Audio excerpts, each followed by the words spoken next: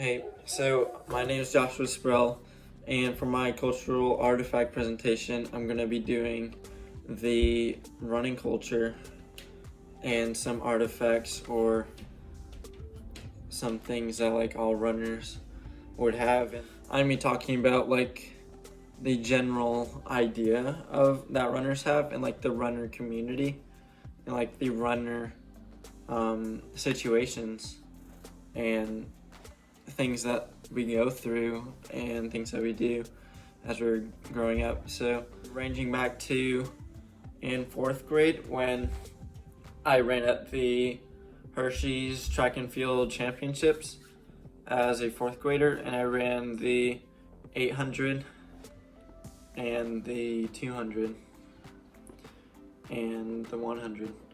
And so it was just like a little thing for the younger guys that you would go to like your local track and they would have like the competition between like all the younger guys. So it's basically like the Olympic trials but for like the young kids.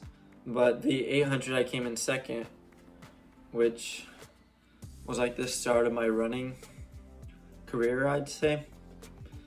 And I've looked back on that race and like things I could do better, and I eventually became an 800 runner, and like I've learned from my mistakes or from that race in particular, and like things I could do differently, because I mean I was only a young kid, I didn't really know how to race as well, but I ran that. And then in fourth and fifth grade I also ran after school on our school track. We had a school track, a light blue one, and I ran like 2 miles a day during recess after lunch on it. And then I didn't join the actual track team until seventh grade because there was like an age limit. And so I did that in seventh and eighth grade, and I became the captain in eighth grade of our modified team. And I ran the 1500 and the 800. And so 800 is 2 laps around the track, and the 1500 is 100 meters less than a mile, which is 1600 meters. And so it's 3 3/4 laps around the track. And this got me prepared for my high school running career, which I ran track all 4 years, and I didn't start cross country until 10th grade, sophomore year, because I was playing football.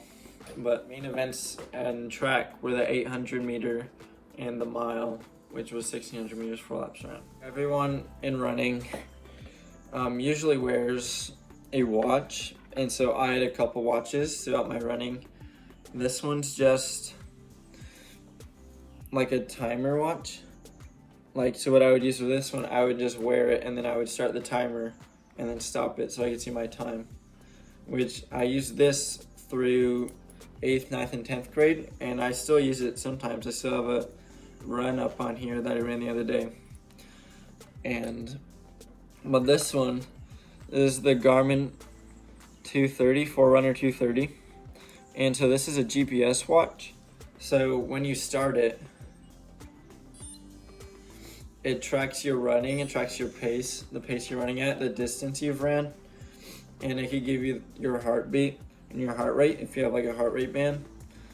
And so that's really useful, and it shows you your steps also like a Fitbit. And so I got that in 10th grade, and it was $200. It's expensive for a watch, but it's really useful. And I wore that on all my runs, all my long runs, all my short runs. The only time I didn't wear it during running was during races, and it was really useful. General idea for running, you go through a lot of shoes, and I've thrown a lot of them away, so I don't have a lot of them, but here's just some of mine. These are Brooks, like a light blue one. Funny thing about this, my calculus teacher had these same pairs of shoes, and I would always see him wear it, and I was like, oh, I have this.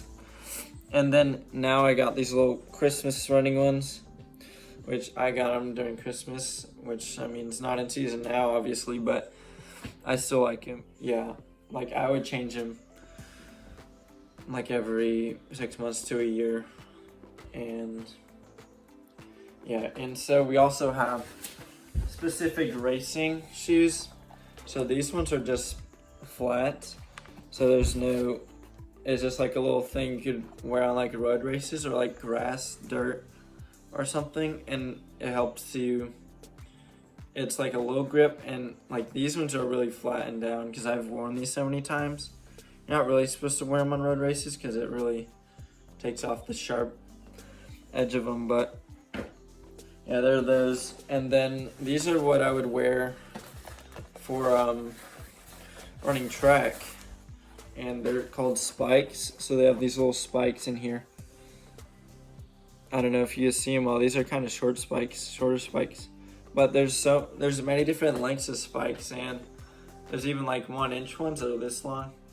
But there's like, for every race you would have like a length limit you could have, and they would check them before running. Like in indoor, they would give you this little, these little twist tie, or like these little tie things. I don't know what they're called, but they would give you one of those once they've made sure your spikes are like a proper length for your race in indoor. And I wore these in indoor and outdoor season, and the spikes, as you hit down, they allow you to grip the track, so you have a little bit more speed as you move throughout it. Another thing about running, well, a good thing is you log everything you run. And so you would run, let's say you would run like 7 miles on a Monday, and you would write that down in your journal, and then you would go on to the next day, write down that, and then tally up everything in the day. And then so it just gives you like the like a template you could look back on, like how you've grown and what you should do differently if you're running too much, or if you're feeling a little bit injured, what you can do differently. And I had a specific book just for like logging your miles a few years ago, and so it was good just looking back on it. And so another thing is just like the obsessing over racing and your next run, or like sometimes I would have dreams about it, and I know my friends, they were talking to me about it, they like dream about like their next run and like their next race.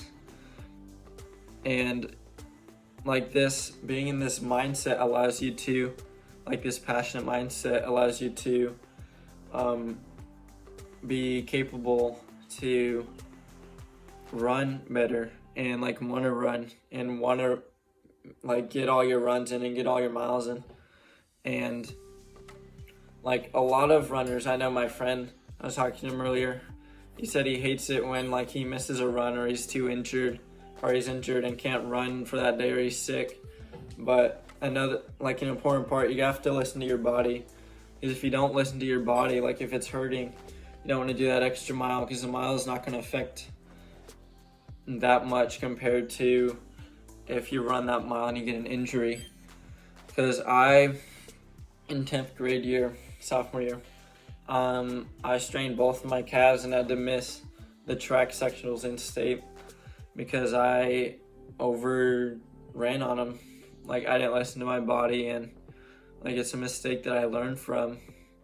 A little souvenir I got from one cross country race at Oak Mountain, and this one had like a little river you would go through, and so I came in first in this race, and I got this shirt, which was pretty cool. And then I also got a medal and stuff, which is somewhere in my room. But that was the only race that I've won in cross country, and I just like looking back on like the memory of that, and it's just unique to see how far I came from 4th grade to then. And so every race you would have a little bib number, so they would be able to track where you were and like what your time was when you crossed the finish line. And this is just one. For track, you would get a sticker that you would put on, which I've put them on my track bag, like that just shows you it allows like the timer to know where you are so you can get your correct time down. And so here's another souvenir I got from track state my senior year. Is a little hat, and I ran the 4x4 and the 4x8 at that state, which was probably one of the most fun I've ever had in running, along with indoor track. And this was my plaque for the school, and down here was our 4x4 school record that we got. I don't know if that's backwards, but we got 3:30:15 in our 4x4 team, which is, I like looking back and watching that video and just seeing like the progress we've made from the start to the finish. Probably one of the biggest things for a runner is just sleeping. Like, I would go to bed at like 9 at night, and then sometimes I'd wake up at like 4 to go for a run, or I would just wake up at the normal time and eat like a good breakfast and stuff. But sleep is one of the most important things you can have as a runner. And I know it's tempting to like stay up, and then it sucks to get up in the morning and go run, and allows your body to heal and rest and get what it needs to do everything you need to in running, because it is a straining sport. You use most of your muscles in your body while you're running, and it does get tough sometimes, but you have to listen to your body, you have to stretch, you have to make sure you're healthy. You have to, like, all through high school, I cut down. I didn't eat any candy at all, or I might eat a little bit of something to make sure they get to like the peak point that they want to. But that's just like, that's a lot of information about me personally as a runner and as runners overall, and like just that obsessiveness of running that you have, logging everything, sleep, listening to your body, going on long runs like 12-mile runs on a Sunday or like a weekend to get your mileage, and the bibs, the watches, going through all the shoes, which it can be really expensive. But yeah, it was a fun time running, and I still run occasionally, and I'm glad I'm a part of this because I had a lot of fun throughout high school and throughout middle school and just leading up to where I am now. And I look back at it all the time and watch like previous races and watch races online, and it's just, the running community is really good. Someone just ran a sub 4 mile the other day in high school, and it's just unique and cool to see something like that happen, and knowing that I'm a part of the community like that. Right. Well, that's all I have for now.